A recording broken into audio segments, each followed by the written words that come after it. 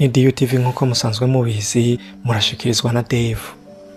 Nkaba nkwibutsa nimba ari ryambere uje kuyicano gukanda subscribe, gufungura inzogera kugira ubashe kubana natwe mu biganiro tuzoza turabashikiriza hano. Reka nizere kugiye kubana naje mu kiganiro kugeza kirangiye, ndase neza ko kizogufasha. Uno musi rero tukaba tugiye kurabira hamwe igice cya kabiri cy'uburyo wopanga neza umwanya wawe gutyo bikagufasha gushika ku byo ushaka mu buzima bwawe. Ahantu guhanura ko nimba utaravye igice cya mbere wogenda kukiraba kugira udacikwa n'ivyigwa vyiza twabonye, ndaza gusiga link yacu muri commentaire uze gucaho kirabe uco usiga wanditse ati nakibonye.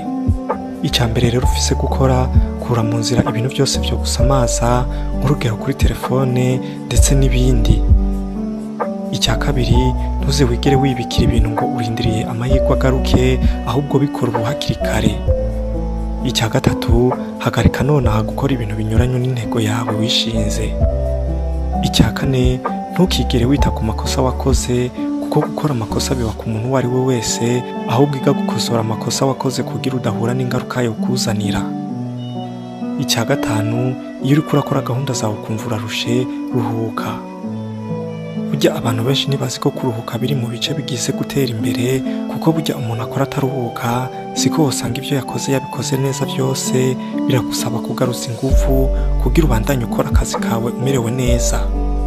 Tegura umwanya neza niho gutera imbere kwawe kuzokoroha. Wibuke ko igice cya mbere nagisize muri commentaire uze gucayo kirabe.